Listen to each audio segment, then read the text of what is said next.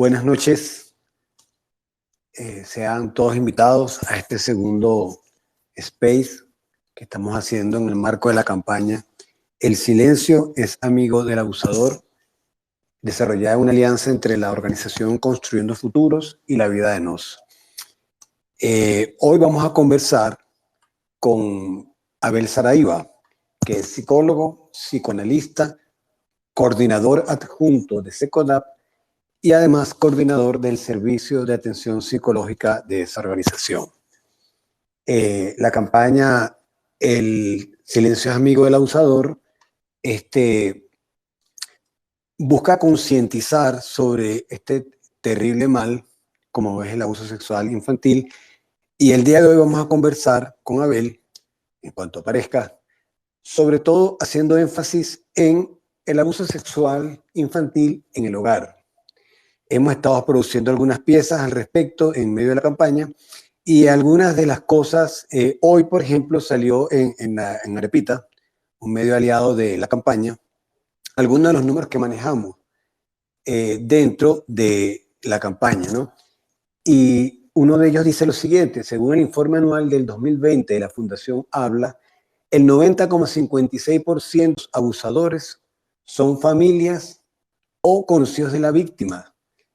El 2020 de la Fundación Habla, el 90,56% abusadores son familias o conocidos de la víctima. Y además, el 89% de los casos ocurren en el hogar de la víctima o en el hogar del agresor. Estamos entonces ante un problema terrible porque son los espacios donde se supone que los niños deben sentirse protegidos y sin embargo pues no lo están en muchísimos casos, como lo estamos viendo en esta terrible estadística. Estamos entonces conversando con Abel Saraiva, como dijimos. Ya está con nosotros. Estamos entonces conversando con Abel Saraiva, como dijimos. Ya está con nosotros. Abel, bienvenido. Muchísimas gracias por tu tiempo. Buenas noches, Héctor, y a todos, gracias por interés, creo que, y bueno, y por la invitación. Para mí siempre que aparece una invitación de la vida, ¿no? Es un gusto poder estar y poder sumarme, y bueno, y desde que podemos trabajar este tipo de temas, yo creo que es muy importante hacerlo desde los distintos espacios en los que nos encontramos y sobre todo, bueno, porque el abuso sexual definitivamente es un tema que nos conmueve, que nos estremece y que muchas veces es percibido como una de las peores formas de violencia contra niños y adolescentes y bueno, definitivamente que es una dura realidad que hoy nos afecta y que no tiene distinción de estrato socioeconómico, no tiene distinción de raza, de religión, y bueno, y por eso creo que es tan importante que podamos hablarlo, porque pareciera que el abuso sexual es un problema que le pasa a algunos desafortunados, y cuando nosotros miramos un poquito más de cerca nuestras historias de vida, las personas que tenemos cerca, familiares, amigos, podemos darnos cuenta de que el abuso sexual está mucho más presente de lo que creemos, pero bueno, nadie habla sobre este tema. Eso que comentas es definitivamente, creo que una de las cosas clave del asunto, Abel, porque ciertamente es un tema que suele ser tabú, es un tema que cuando ocurre en los hogares, sobre el hecho se cierne un manto de silencio que sin duda lo que contribuye es a producir más trauma en el niño, ¿no? Sin duda el silencio es uno de los grandes problemas en torno al abuso sexual. Trauma en el niño, ¿no? Sin duda el silencio es uno de los grandes problemas en torno al abuso sexual. Y yo me atrevería a decir, Héctor, al menos desde mi experiencia de trabajo en este tema, que uno de los grandes temas, uno de los grandes dolores de las víctimas es el sentir que las personas que debieron proteger no solo no lo hicieron, sino que cuando se enteraron o cuando supieron del hecho, no creyeron en quienes fueron víctimas. Y yo creo que esto es algo en lo que hay que detenerse un montón, porque, a ver, los padres, los familiares, cuando escuchan que un niño ha sido víctima de abuso, probablemente se enfrentan a una realidad tan densa tan dolorosa, que ellos mismos no logran entender, asimilar o aceptar.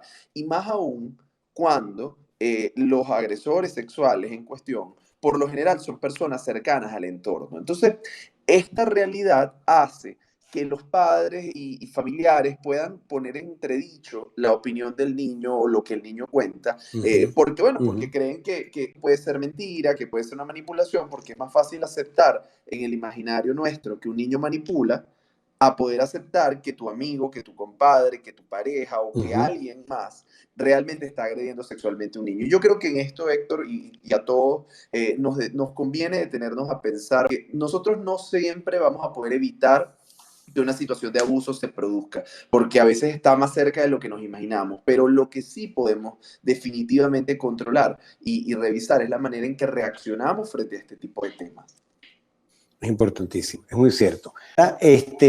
Te pregunto, con tu experiencia o la experiencia de ustedes en el servicio de atención psicológica de SECODAP, ¿qué tan frecuentes son las consultas de este tipo de casos? ¿Qué tanta conciencia tiene la gente de la importancia de buscar ayuda terapéutica cuando un niño sufre abuso sexual? Al menos en lo que respecta al servicio de atención psicológica de ustedes. Bueno, fíjate, cuando nosotros hablamos de nuestro servicio de atención psicológica y para dimensionarlo para todos, es un servicio de atención psicológica que atiende aproximadamente. Psicológica de ustedes. Bueno, fíjate, cuando nosotros hablamos de nuestro servicio de atención psicológica y para dimensionarlo para todos, es un servicio de atención psicológica que atiende aproximadamente 5.000 personas al año y dentro de, por supuesto, esta atención que hacemos, el abuso sexual es uno de los temas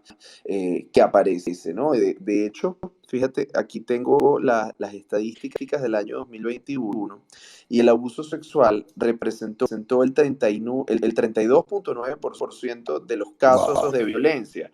Y yo creo que es un número bien significativo y de hecho que además no podemos dejar de leer con una mirada de género. Y lo digo ¿por qué? Porque si bien niños pueden ser víctimas de abuso sexual, lo más frecuente es que sean niñas y adolescentes. Y cuando nosotros miramos esto con unos lentes un poquito más amplios, nos damos cuenta que las formas de violencia contra niños, la violencia sexual, la violencia intrafamiliar y la violencia basada en género son todas violencias que afectan de manera diferencial a niñas, adolescentes y mujeres. Entonces, ahí hay que decir, las niñas son especialmente vulnerables sin que esto implique que los niños y los adolescentes masculinos pues no lo son, ¿no? De igual manera sigue pasando. ¿Qué nos encontramos también, Héctor? Mira, lo que te decía, papás que ponen en tela de juicio el testimonio de sus hijos que dudan de que esto haber sucedido. Algunos padres, a pesar de la duda, bueno, por lo menos tienen en el acto de buscar ayuda profesional, lo cual me parece que es algo valioso a pesar de las circunstancias. Y otro tipo de casos, que quizás son los más frecuentes, tienen que ver con historias en las que el niño o el adolescente comienza a presentar cambios en su comportamiento. Baja el rendimiento académico, comienza un proceso que puede impresionarnos depresivo, mucha tristeza, irritabilidad, incluso autolesiones o hasta la presencia de pensamientos suicidas o que tienen que ver con el suicidio. Y dentro de todo este contexto, cuando nosotros empezamos a escuchar ese malestar, al cabo de un tiempo, por lo general no demora mucho, aparece alguna historia de abuso sexual. Entonces, bueno, luego empieza un proceso bien complejo de, bueno, cómo nosotros hablamos de esto con la familia, cómo nos aseguramos que el niño o el adolescente esté protegido y que al mismo tiempo no se pierda de vista la importancia que tiene que nosotros también nos activemos para la denuncia, y no solo porque la denuncia tiene efectos terapéuticos, sino porque además cuando hay un agresor sexual que está por allí impune, no es que se va a detener conmigo y mi historia. Ese agresor sexual probablemente va a repetir este patrón de comportamiento con otros niños y otros adolescentes, y por supuesto esto hace que se transforme en una gran cadena de violencia que es importante romper. Y ahora te pregunto un poco para para quienes nos están escuchando, ¿en qué ayuda la terapia a los niños que acuden a ella tras haber sufrido abuso? Es exactamente hacia dónde puede encontrar él un alivio a su dolor, alguna forma de conducirlo.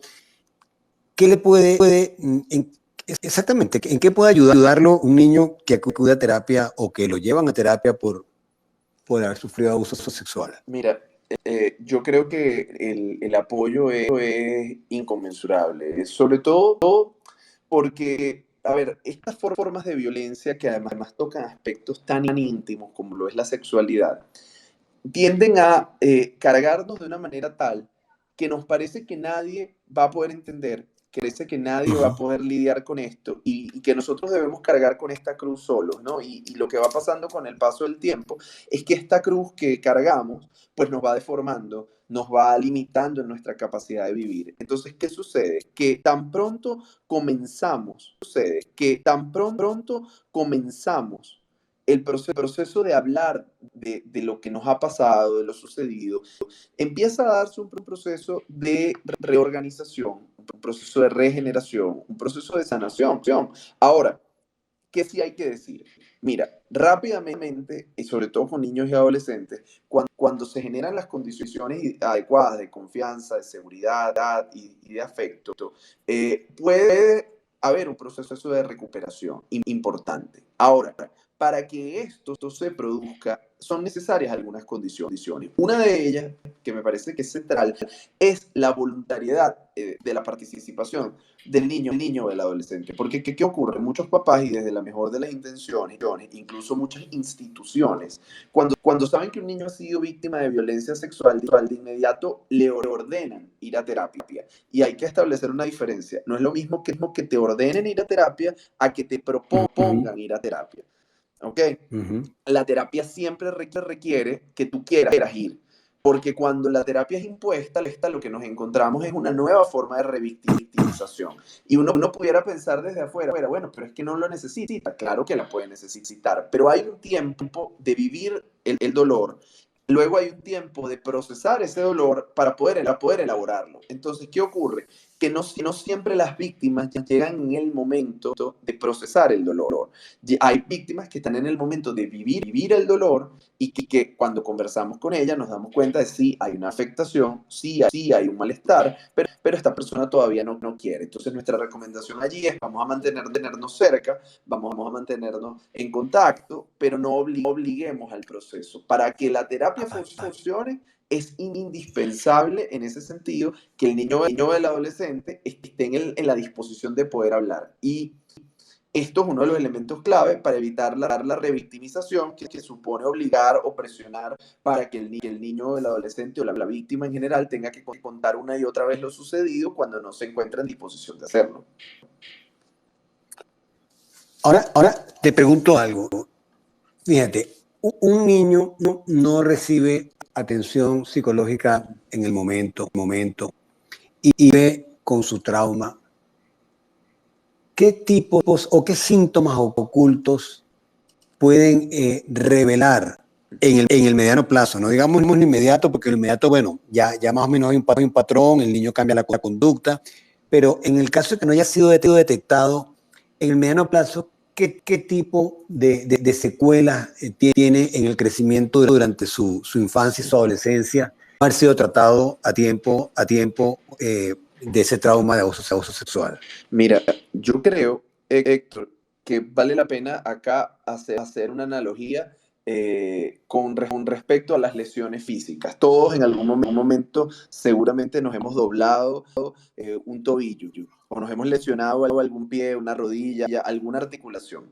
Cuando esto pasa, si nosotros hacemos el reposo correcto, si nosotros hacemos la rehabilitación adecuada, probablemente vamos a recuperar la mayor parte de nuestra movilidad sin ningún problema. Incluso puede que quede de la misma manera que antes o al menos sin limitaciones. Ahora, ¿qué pasa si cuando yo tengo una lesión, en lugar de detenerme y sanar, continúo tratando de caminar? al cabo de muy poco tiempo, voy a ir viendo reducida mi movilidad y puede que lo que inicialmente sería una lesión transitoria se vuelva un daño permanente del que a lo mejor no podemos regresar. ¿Ok? Entonces, ¿a Muy qué quiero importante. ir con esto? Bueno, cuando un niño o un adolescente recibe el apoyo necesario, ese niño y adolescente es capaz de recuperar la mayor parte bueno, de sus condiciones para relacionarse con el entorno. Voy a poner un ejemplo. Cuando alguien es víctima de abuso sexual, una de las cosas que más tiende a verse afectada es la confianza en el otro, la capacidad para establecer vínculos amorosos con personas en la vida, bueno, incluso lo que más adelante puede ser la iniciación o reanudar la actividad sexual, entre otras cosas.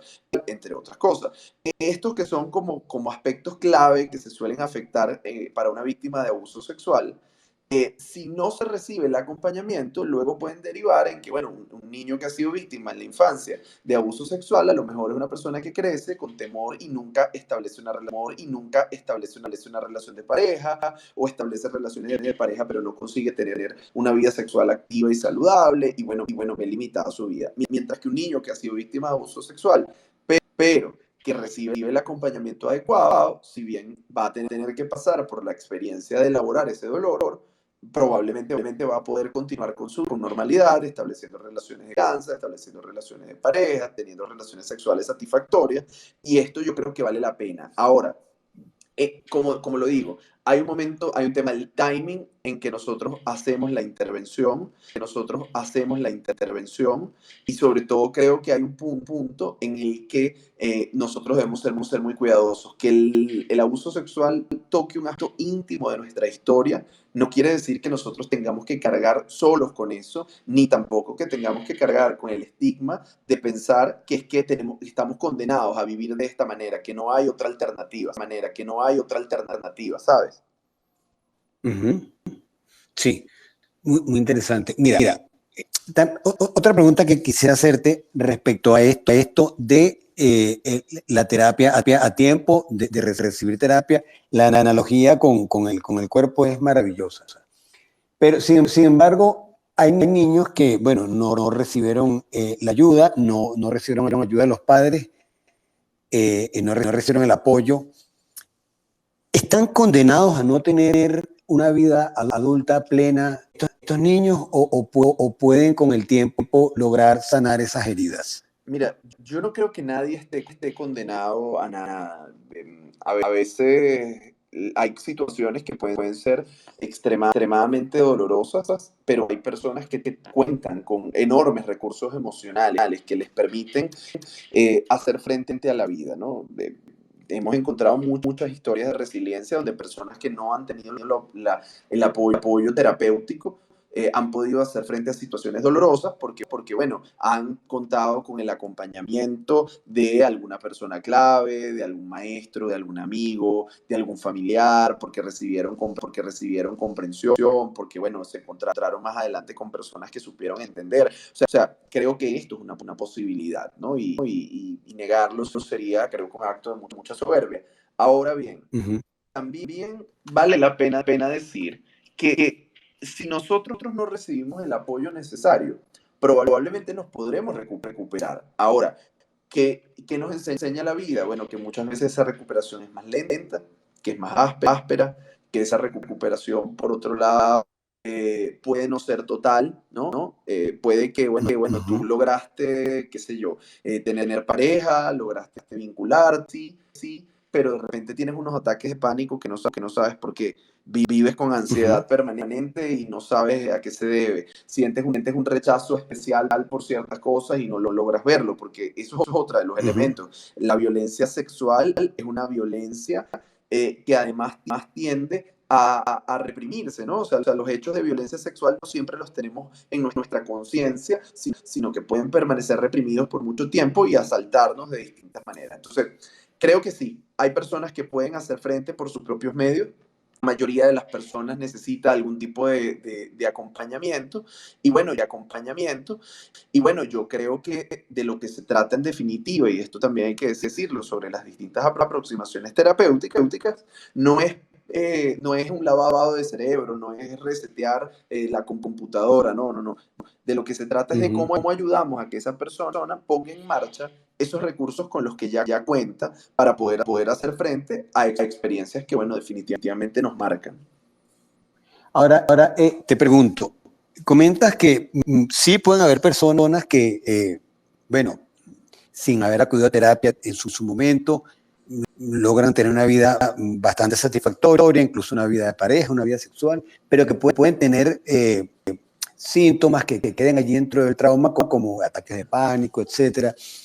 Siempre se está tiempo de acudir a terapia para resolver esas heridas que quedan, o llega un punto en que la gente te tendrá que vivir con ellas. Mira, es una excelente pregunta, Héctor. Yo creo que primero hay que decir algo que se me escapó en relación al tema anterior, y es que lo que no podemos pretender nosotros es vivir experiencias tan masivas como es el abuso sexual y otras formas de violencia y resultar ilesos. Nadie que ha vivido una situación de abuso sexual permanece ileso ante la experiencia. Nos deja marcas, ¿ok? Ahora, esas marcas pueden ser dolorosas, pero no necesariamente implica que nos limiten nuestra capacidad de vivir. El tema es evitar justamente que esas cicatrices luego se vuelvan impedimentos para la vida. Ahora bien, en ese sentido, nosotros tendríamos que pensar que siempre es un buen momento para acudir a terapia. Yo creo que siempre es un buen momento para buscar ayuda. Incluso estoy haciendo memoria y pienso que incluso sobran ejemplos. Creo que el mundo del arte para eso, como decía Lacan, los artistas siempre van un paso adelante. El artista, por ejemplo, y hay experiencias donde la vivencia, la violencia se elabora a partir de qué? A partir de contarla, bien sea a través de la literatura, a través de la pintura, a través del teatro, a través de la danza, de la música, en fin. O sea, hay que hacer algo con eso, ¿no? Y yo creo que esto es parte del mensaje clave. Ahora, siempre es un buen momento para buscar ese espacio. Yo no creo que haya una fecha de vencimiento de la cual ya no hay nada por hacer, pero sí me atrevería también a decir que hay mejores momentos, ¿ok? Hay mejores momentos, ¿ok? O sea, no es que hay un mal momento, pero sí hay momentos que pueden ser decisivos. Pongo un ejemplo.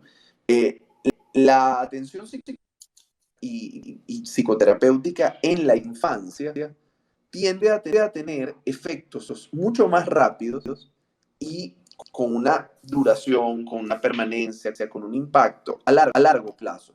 ¿Qué quiero decir con esto? Bueno, lo que a lo mejor a un adulto le toma 10, 15 años en un diván, a un niño le puede tomar un año de trabajo en terapia. O sea, ojo, no todo el mundo se compromete con procesos terapéuticos tan largos y por favor les pido a quienes nos escuchan que no espanten y piensen que si buscan terapia, esto tiene que ser una cosa para toda la vida. No.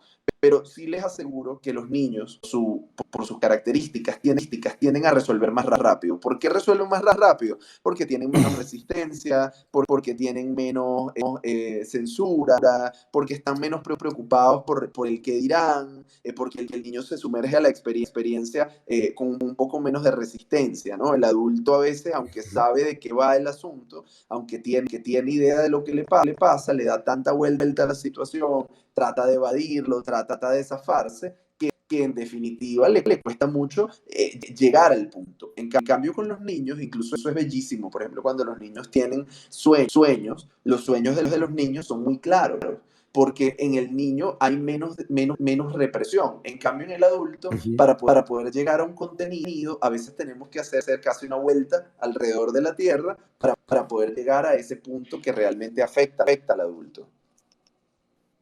Claro, qué bonito eso. Mira, ahora, bueno, estamos conversando para el que se sumó tarde con Abel Saraiva, psicólogo, psicoanalista, coordinador adjunto de SECODAP y coordinador del Servicio de Atención Psicológica de SECODAP. Aunque creo que la voz de Abel él es bastante conocida por los podcasts que él permanentemente hace de su cuenta, ¿no? Es decir, que no creo que requiera mucha presentación. Estamos hablando en el marco de la campaña El silencio es amigo del abusador, desarrollada en alianza entre Construyendo Futuros y La Vida de Nos. Hablemos un poco, Abel, de el abusador, el depredador. A ver, déjame tratar de elaborar la pregunta. El abusador, digamos, actúa de forma oportunista, es decir, ve la oportunidad y él pues está en esa búsqueda, o quizá hay algún patrón de niños que los haga más vulnerables a sus ataques. No sé si la pregunta se entendió, pero a ver si puedes dar un poco de luces al respecto.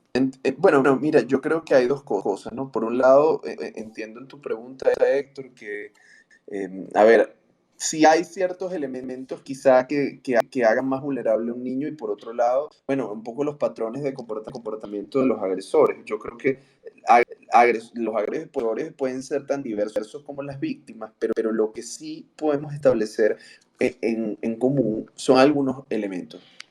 El primero es que ciertamente el agresor se vale de la vulnerabilidad de la víctima. ¿Ok?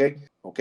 O sea, el agresor no ataca a un niño o a un adolescente a quien percibe como fuerte, a quien percibe como con capacidad de defenderse, de oponer resistencia. ¿Ok? Generalmente el agresor se detiene a estudiar, se detiene a identificar vulnerabilidades, salvo en aquellos casos tipo violación callejera, que pueden suceder de manera súbita o abrupta, el agresor por lo general estudia el terreno. ¿Ok?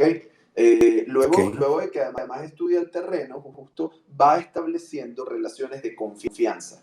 O sea, el agresor justamente, y lo vemos, aunque las personas siempre están con el temor, bueno, cuidado en la calle, ¿qué te va a pasar en la calle? Resulta que en cuanto al abuso sexual, la mayoría de las veces, el abuso no pasa en la calle. El abuso pasa por alguien cercano y alguien utiliza el paraguas de la confianza del entorno familiar para poder agredir. O sea, porque además, fíjate, de las frases más comunes que dicen los agresores, nadie te va a creer. Si tú le dices a tu mamá, que nadie va a pensar que yo fui capaz.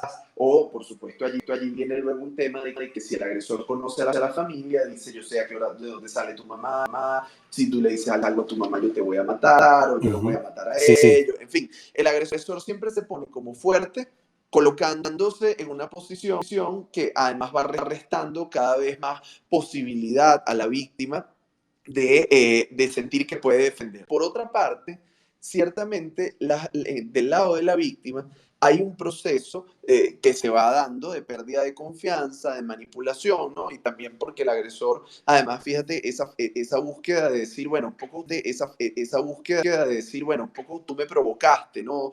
Tú realmente lo querías, esto a ti también te gusta. Hay todo un conjunto de temas y que puede culpabilizar mucho a las víctimas, Héctor, porque hay víctimas que pueden llegar a experimentar en un momento dado del evento de abuso algún tipo de placer corporal porque hay una estimulación de zonas erógenas, pero luego entonces que tener la duda y la culpa de decir si realmente yo quería que esto pasara o no quería que esto pasara. Y yo quiero decir de manera enfática que cuando uno tiene una relación sexual consensuada, nunca te preguntas, yo quería que esto pasara. O sea, puede haber salido mal y tú digas, bueno, yo a lo mejor no lo vuelvo a hacer, pero tú no te preguntas si querías que esto pasara o no querías que esto pasara. Ya empezar desde ese lugar nos advierte que hubo una circunstancia que no era la adecuada. Diría algo más, Héctor, para no dejar en el aire algo que preguntaste que me parece central. ¿Qué cosas pueden hacer a un niño vulnerable? Mira, cosas que pueden hacer a un niño vulnerable. Probablemente no lo vemos a priori, pero por ejemplo, el tema de ser víctima de violencia física y psicológica en la crianza. O sea, por ejemplo, a un niño al que se le castiga físicamente como forma de disciplina es un niño más vulnerable a ser víctima. ¿Y por qué? Bueno, resulta que un niño al que se le pega para castigarlo, se le enseña que hay un adulto que puede, si hay alguien que es más fuerte, si alguien puede agredirlo legítimamente y que el niño debe soportarlo, que incluso ese adulto o esa otra persona puede utilizar partes del cuerpo como forma de castigo, ¿no? Fíjate que además en qué zona se suele golpear a los niños, la nalgada, cómo se utilizan zonas del cuerpo particulares para castigar físicamente y que luego terminan siendo también zonas que pueden afectarse dentro de un proceso de abuso. Este tipo de cosas están presentes cuando hay violencia basada en género en el contexto de la familia. Esto tiende a ser un factor que puede predisponer cuando tenemos entornos de negligencia, padres o madres que no están pendientes del cuidado de sus hijos, que no se dan cuenta de los cambios, que no se dan cuenta de los cambios, que no se dan cuenta de lo que está sucediendo porque están absortos en otras dinámicas. Esto puede ser también un factor que predispone, y sí hay uno de ellos que hay que tener presente por razones, bueno, socioeconómicas. Por ejemplo, el hacinamiento y el colecho por hacinamiento puede terminar siendo un factor que, bueno, de riesgo al momento de hablar de situaciones de abuso sexual. Sí, de hecho, una de las historias que publicamos en podcast, las historias anónimas que publicamos, testimonios que nos parecieron muy relevantes al respecto, porque efectivamente publicamos dos historias y hablan del mismo patrón de comportamiento del abusador. Pero en el caso de la segunda historia, la de la niña, efectivamente ella dormía en el mismo dormitorio que la mamá y el padrastro. Entonces, eso pues, es lo que tú dices, pues el hacinamiento es un factor fundamental en ello, ¿no?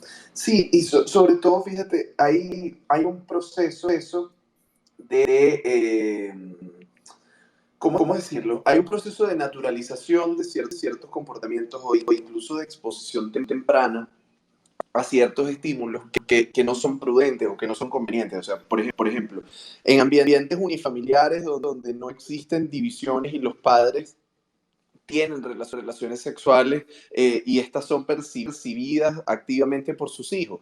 Este primero puede ser interpretado como una forma de abuso, la exposición a escenas sexuales, ¿no? Pero por otro lado, empieza a haber una erotización temprana, empieza a haber, por supuesto, una exposición a estímulos que el niño no tiene cómo digerir, y por lo general nos damos cuenta que algo está pasando porque el niño o el adolescente comienza a repetir esto, ¿no? O sea, generalmente con la mente pasa lo siguiente: cuando hay algo que es tan denso que nosotros no lo podemos elaborar, lo empezamos a repetir. O sea, lo repetimos en sueños, lo repetimos por ejemplo, en el caso de los niños, en el juego, en el discurso, o incluso busca de repetirse esto con otros niños, ¿no? Y vemos, voy a poner un ejemplo y me perdonan de repente lo fuerte, pero no es lo mismo las teorías, yo siempre uso este ejemplo para explicarlo. No es lo mismo hablar de las teorías sexuales infantiles que todo niño tiene, sobre cómo vienen los niños al mundo. Entonces uno escucha cosas tiernas como el papá le besó la barriga a la mamá y entonces apareció el bebé, o el papá le hizo pipí a la mamá y entonces la mamá se embarazó. Esto es lo que un niño, por ejemplo, un niño pequeño, puede fantasear en relación a el origen de la sexualidad.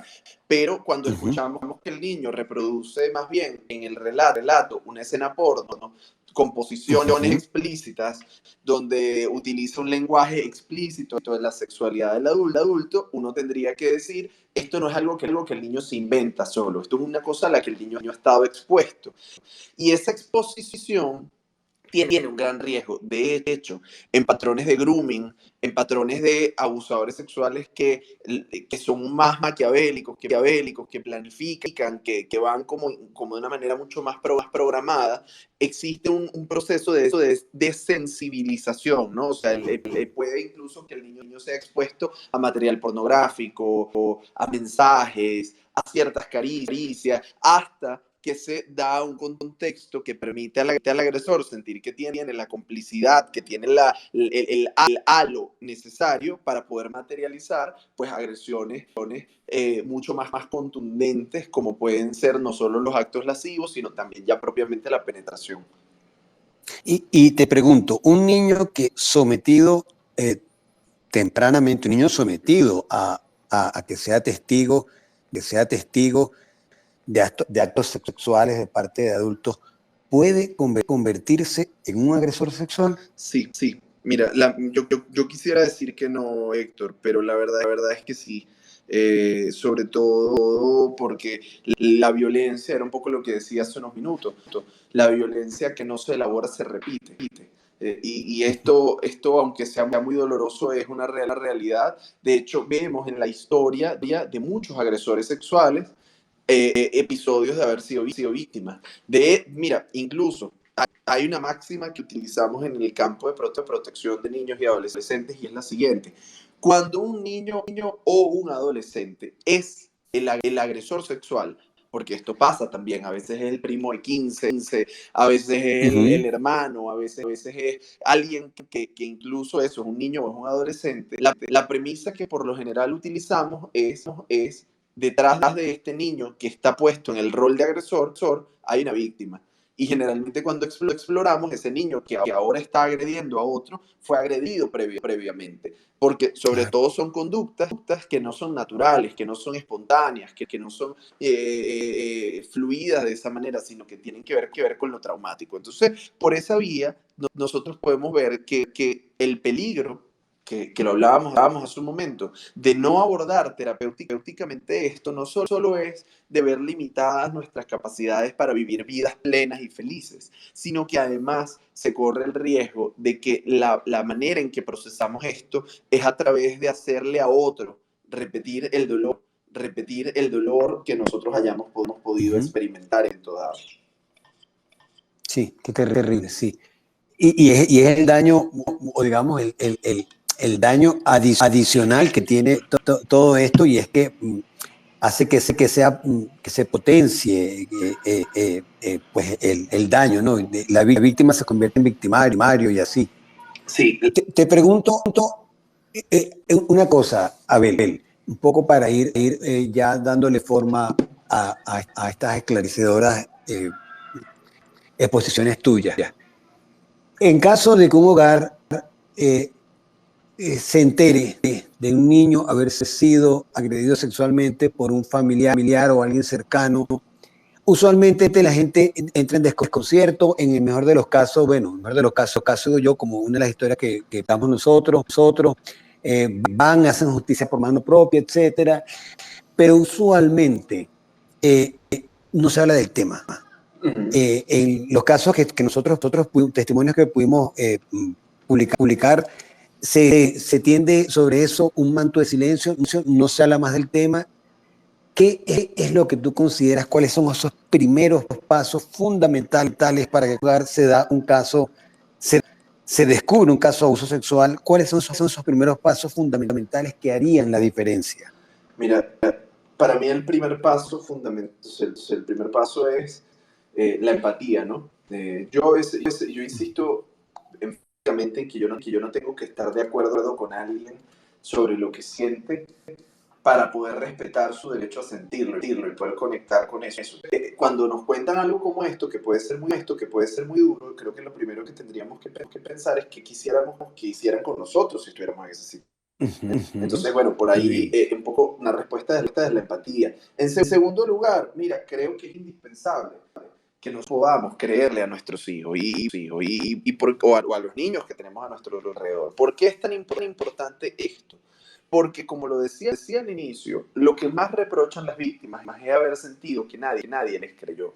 Esto es quizá de lo más doloroso y de lo más difícil de digerir. ¿Por qué no me creyeron cuando se los dije? En cambio, cuando encontramos historias en las que a pesar de que el abuso se produjo, la familia respondió, la familia creyó, la familia acompañó, el proceso de recuperación no es que es automático, pero es muchísimo más llevadero. Entonces, pudiera llegar a pensar, bueno, pero ¿y qué pasa si no es verdad?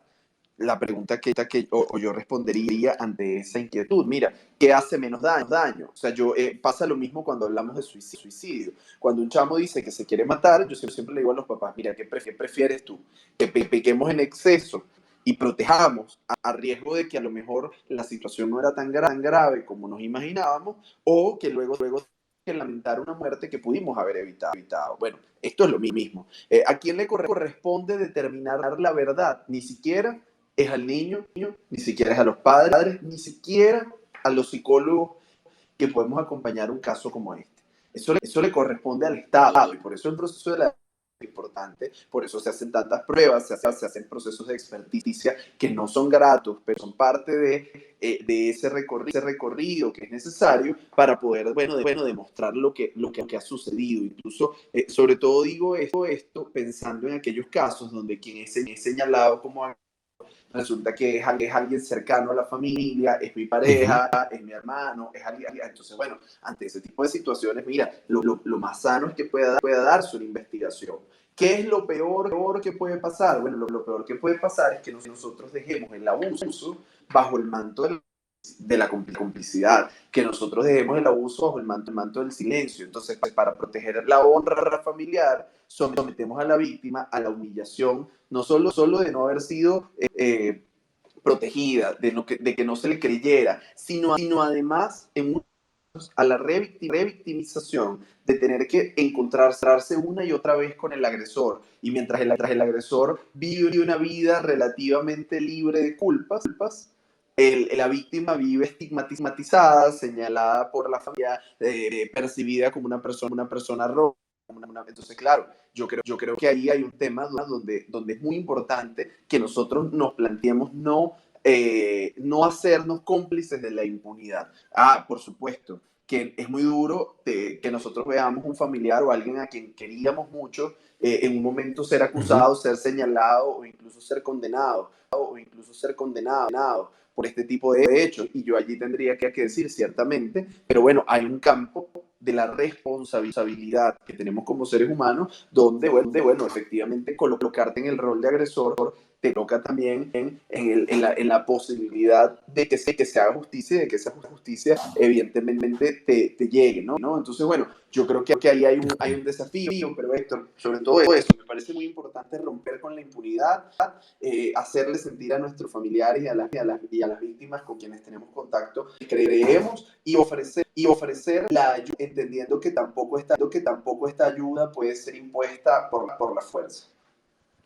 Importantísimo, porque de alguna manera lo ayuda, lo entiendo así, a un poco restituir el tejido de la confianza en los adultos que le rodean, ¿no? Sin duda. Eso Sin duda es clave poder restituir la confianza en los adultos y de hecho, nosotros en eso hemos tenido experiencia desde SECODAP, que el proceso terapéutico, o sea, la denuncia no siempre es el punto de partida, a veces la denuncia es el punto de llegada. O sea, en determinadas circunstancias nosotros tenemos pues que hacer un acompañamiento que permita a la víctima reordenar su historia, reordenar las cosas, tener la confianza y el valor para poder sostener en un proceso judicial lo que significa una denuncia sobre abuso sexual, ¿no? Entonces, bueno, a veces la denuncia es un punto de llegada. Lo que nos suele decir el proceso es que a pesar de todo lo que hay que mejorar, a pesar de todas las limitaciones que nosotros podemos ver en el abordaje por parte de los organismos receptores de denuncia, por lo general la denuncia protege más de lo que daña.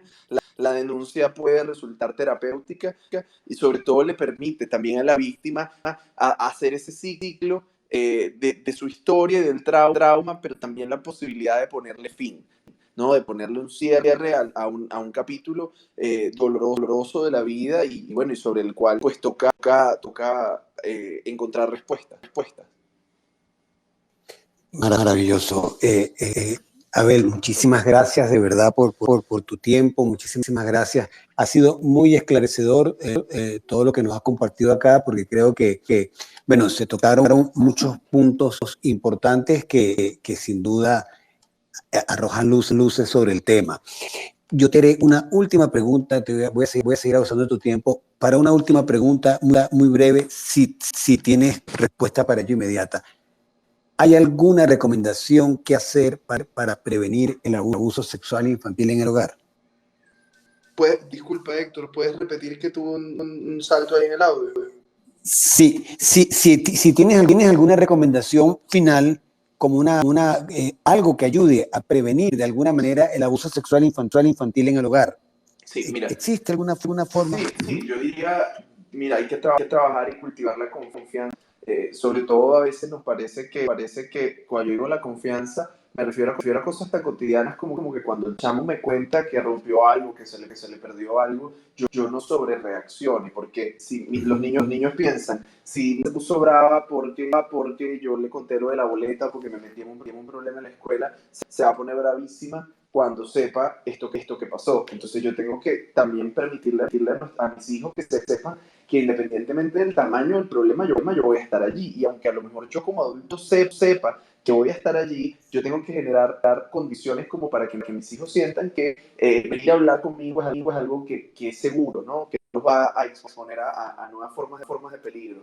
Por otro lado, creo que es clave comenzar el tema de la educación sexual tan temprano como los niños comienzan a hablar, y eso va desde el reconocimiento del propio cuerpo, de las sensaciones del cuerpo, de los límites que hay en relación al cuerpo y a lo que otras personas pueden hacer.